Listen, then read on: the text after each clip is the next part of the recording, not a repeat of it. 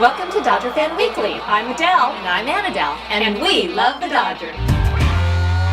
So, Well, not much to say. I mean, a No. lot's been going on, and we know where the team stands. Yes, So, we do. Granderson's in, Hatcher's out, and Aegon is up and Jock is down.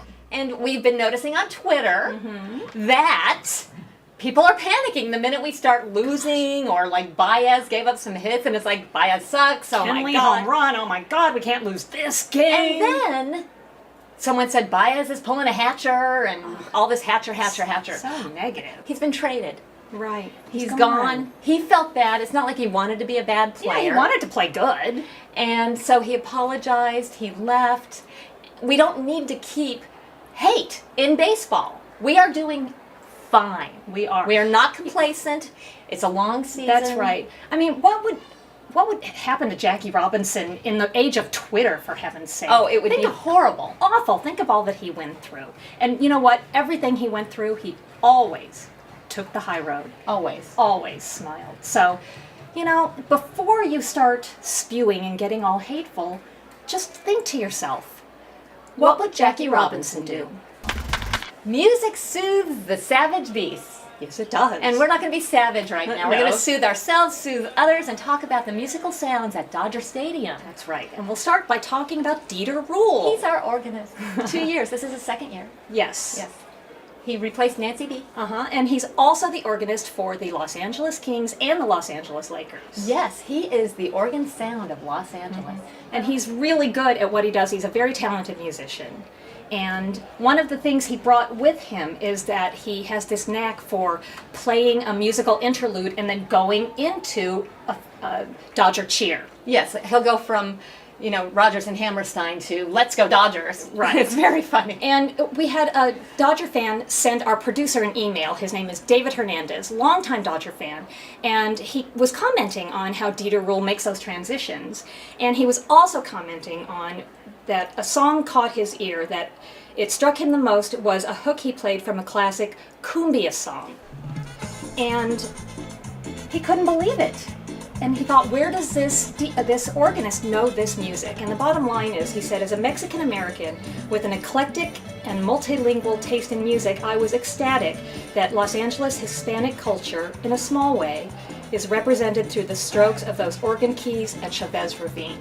So we thank you, Dieter. Yes. Dieter doesn't work alone. No, he doesn't. There's No. lots of music at Dodger Stadium. He works with a DJ at Dodger Stadium. We know there's all this recorded music. And so this is what happened. One day, Adele and I were at the game, Hinge and Ryu was pitching, and this beautiful music started for his walk-in song. Right, and it started out with this classical strings, and then It went into this morphed into fantastic this- hip-hop thing, and we got on our phones just to find out what the What's name of the it was. song? And it kept saying it was Gangnam Style. And it was wrong. Right. It wasn't Gangnam Style. So, what did we do? We said, we'll call the music guy at Dodger Stadium, Dieter Dieter Ruehle. And Dieter said, I don't know. Why don't you ask DJSevere? So we got to ask DJSevere. He told us the song. It Right. is called Korean Monster. by Jed. So we arranged to meet DJSevere after a game. And one of the ushers, Henrietta, took us up to the broadcast level where the Vin Scully studio is. And DJSevere met us and took us into the video room. The belly of the musical sounds of Dodger Stadium. Right. So we wanted to know, how long has he been a DJ? Well, he said he was a DJ for 25 years. And so he's been with the Dodgers for 8 years. And how did he get the gig then? So how he got the gig was his friend was the manager of the Dugout Club. They wanted somebody for the Christmas party, so he DJ'd at the Christmas party. They liked it. They started asking him to do events, Madonna concert, under the lights stuff. Yeah. And that lasted for a couple years. And then they needed a DJ Right. for the stadium. And he got the call, he auditioned, and got the job. So we also wanted to know, with all the music they play, does Dieter Ruehle and DJSevere, do they work together on the Do they- list? do they have a Do they playlist? collaborate? That's do they what- get a playlist? Right, that's what we wanted to know. And we found out that they do actually. There's a musical director that prints out a script every day. Who does the kiss cam? Who does the special effects? Who does the drum machines? The Kiss Cam is DJSevere. The special effects are all Dieter.